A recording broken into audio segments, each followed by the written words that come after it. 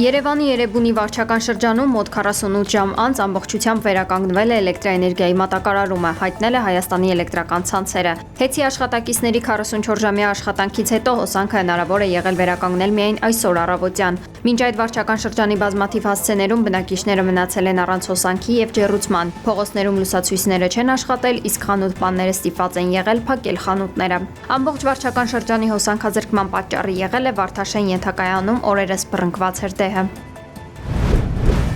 Էլեկտրաէներգիայի սակագինը բոլոր սպառողների համար կմնա անփոփոխ, նման որոշում է կայացվել հանրային ծառայությունները կարգավորող հանձնաժողովի նիստում։ Սակայն խոշոր սպառողների համար հոսանքը կթանկանա։ Խոսքն այն խոշոր սպառողների մասին է, ովքեր ընտրել են այլ մատակարարի, ավելի ուշ կրկին դարձել հեծբաժանորդ։ Նրանց համար 54.61 դրամի փոխարեն կսահմանվի 56.78 դրամ։ We don't know the countries. Azerbaijan. Հայաստանի ու Ադրբեջանի միջև խաղաղության պայմանագրի նախաստորագրմամբ կրկին պարզեցել է Թրամփը։ ԱՄՆ նախագահը Իսրայելի վարչապետին պատմել է, թե ինչպես է ստիպել Փաշինյանին ու Ալիևին նստել իր հետ մի սեղանի շուրջ։ And Putin actually said to me, I cannot believe you settled that. Պուտինն իրականում ինձ ասաց. «Չեմ կարողանում հավատալ, որ դուք կարգավորեցիք այդ պատերազմը, որովհետև ես փորձում էի 10 տարի, իսկ ես այն բառացիորեն 1 օրում կարգավորեցի։ Նրանք երկուսն էլ մեզ հետ առևտուր են անում։ Ես ասացի, մենք ձեզ կտրելու ենք առևտրից, այլևս առևտուր չի լինելու։ Դա երկուսի ուշադրությունն էլ գրավեց, բայց երկուսին էլ ասացի, մենք ձեզ կտրելու ենք, այլևս առևտուր չկա։ Հետո ես 200% մաքսատուրքեր սահմանեցի։ Հաջորդ օրը նրանք զանգահարեցին։ Մենք նայեցինք, 35 տարվա կռիվ էր, եւ նրանք կանգ առան»։ Թրամփի ուղին կարող է խնդիրներ ստեղծել Հայաստանի ԵԱՏՄ անդամակցության համար, ասել է Հայաստանում Ռուսաստանի դեսպան Նոյև Կովչեգ պարբերականի հետ զրույցում։ Դաշնության դեսպանի խոսքով Մոսկվան ուշադիր հետևում է Թրամփի ուղին հայ-ամերիկյան նախագծին։ Ըստ Կոպիրկինի, այս նախաձեռնությունը կարող է հակասել ԵԱՏՄ օրենսդրությանը, քանի որ Հայաստանի տարածքով ապրանքների տարանցումը կարգավորվում է միության ընդհանուր կանոններով։ Ռուս դիվանագետը նկատել է, որ տարածաշրջանային կապերի ապաշրջափակումը պետք է հիմնվի 2020-2022 թվականների եռակողմ համաձայնագրերի վրա եւ հաշվի առնի բոլոր հարևանների շահերը։ Մեծամորի ատոմակայանում նոր էներգաբլոկ կառուցելու ծրագրերի վերաբերյալ գնդակը Երևանի դաշտում է, հայտարարել է Հայաստանում Ռուսաստանի Դաշնության դեսպան Սերգեյ Կոպիրկինը։ Նրա խոսքով Հայաստանը պետական Ռոսատոմ կորպորացիայից ստացել է մեջբերում, մանրամասն եւ շատ բարենպաստ առաջարկների փաթեթ, չնայած հայ-ռուսական հարաբերություններում առկա լարվածությանը։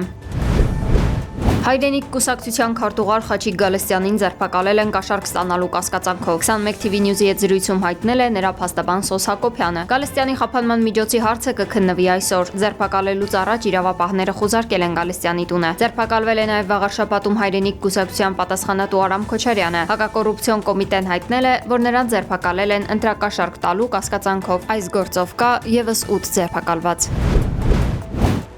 Այսօր առավոտյան Թուրքիայի 21 նահանգում 357 մարդ է ձերբակալվել։ Նրանք կասկածվում են իսլամական պետություն ահաբեկչական խմբավորման հետ կապ ունենալու համար։ Այս մասին հայտնել է Թուրքիայի ներքին գործերի նախարար Ալի Եռլիկայան։ Ավելի վաղ երկրում ձերբակալվել էր ավելի քան 100 մարդ։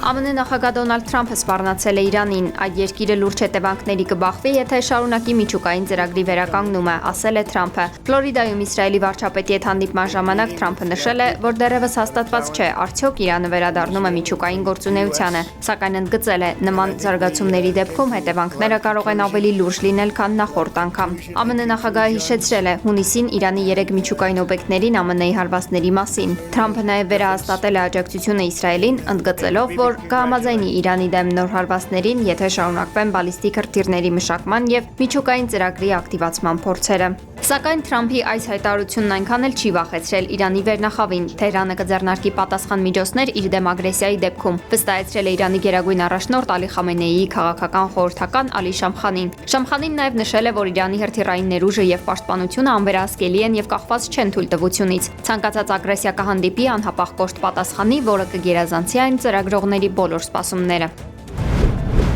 как сейчас развивается ситуация. Ռուսաստանի նախագահ Վլադիմիր Պուտինը զորահավաքի հրամանագիր է ստորագրել։ 2026 թվականի հունվարից մինչև դեկտեմբերի 31-ը Ռուսաստանում զորակոչ կանցկացվի։ Զորակոչվելու է 261,000 մարդ։ Հրամանը վերաբերում է Ռուսաստանի 18-ից 30 տարեկանային քաղաքացիներին, որոնք պայստազորում չեն եւ ենթակա են ծառայության։ Նույն հրամանագրով կզորացրվեն այն զինվորները, նավաստիները, սերժանտները եւ ենթասպաները, որոնց ծառայության ժամկետը արդեն լրացել է։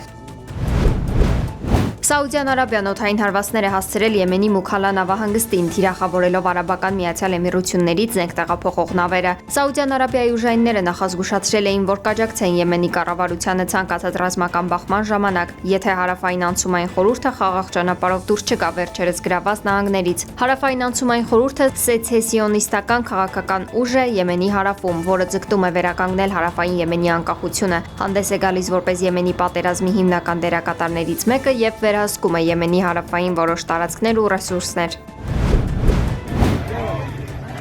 Իրանում ազգային արժույթի կտրուկ թուլացման եւ գնաճի պատճառով բողոքի ակցիաներ են տեղի ունենում։ Առևտրականները փակել են խանութները եւ խոստացել չբացել այնքան, մինչեւ համակարգը ամբողջությամբ չկարգավորվի։ Անկարգություններն ավելի են սրվել այս շաբաթավերջին դոլարի փոխարժեքի մոտ 144,000 թումանի հասնելուց հետո, ինչը պարսկական փոխարժեքով չափազանց բարձր ցուցանիշ է։ Այս ամենի ֆոնին Իրանի կենտրոնական բանկի ղեկավարը հրաժարական է տվել, իսկ Մասուդ Փեզեշքյանը այդ պաշտոնին նշանակել է նախկին փոխնախագահ Աբդոլ Նասեր Հեմատիին ժողովրդի հետ բանակցություններ վարելու խնդրանքով։